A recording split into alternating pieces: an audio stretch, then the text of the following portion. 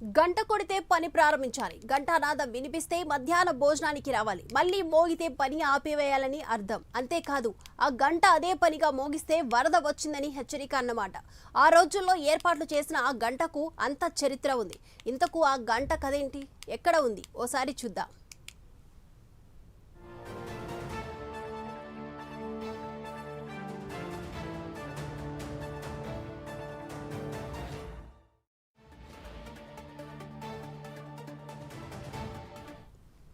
శ్రీ సత్యసాయి జిల్లా కొత్త చెరువులోని పురాతన దేవాలయాల్లో సోమనాథ దేవాలయం కూడా ఒకటి. దాదాపు 13వ శతాబ్దం నాటి ఈ దేవాలయం నేటికి ఎంతో విశిష్టతను కలిగి ఉంది.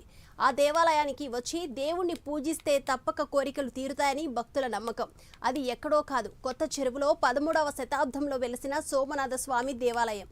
ఆ దేవాలయంలో ఉన్న ధర్మగంటకు ఓ చరిత్ర ఉంది.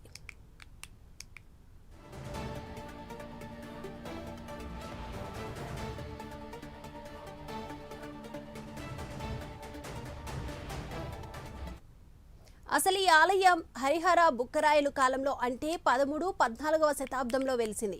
ఈ ఆలయం నిర్మించి దాదాపు ఇప్పటికీ 700 సంవత్సరాలు అయి ఉంటుందని కూడా అంటున్నారు. ఇక్కడ ఉన్న ధర్మగంటకు ఒక చరిత్ర ఉందని చెబుతున్నారు. ఈ గంటను పెనుకొండ నుంచి హరిహర రాయలు బుక్కరాయలు తీసుకురావడం జరిగిందని చరిత్ర తెలుపుతుంది. ఎందుకంటే కొత్త చెరువుకు సమీపంలో హరిహర బుక్కరాయలు బుక్కపట్నం చెరువును కొన్ని సంవత్సరాల పాటు తవ్వించడం జరిగిందట. ఇక తవ్వడానికి వచ్చిన కూలీలకు సమయ పాలన, భోజన విరామం, పని ముగింపు తెలపడానికి ఈ గంటను ఉపయోగించేవారట.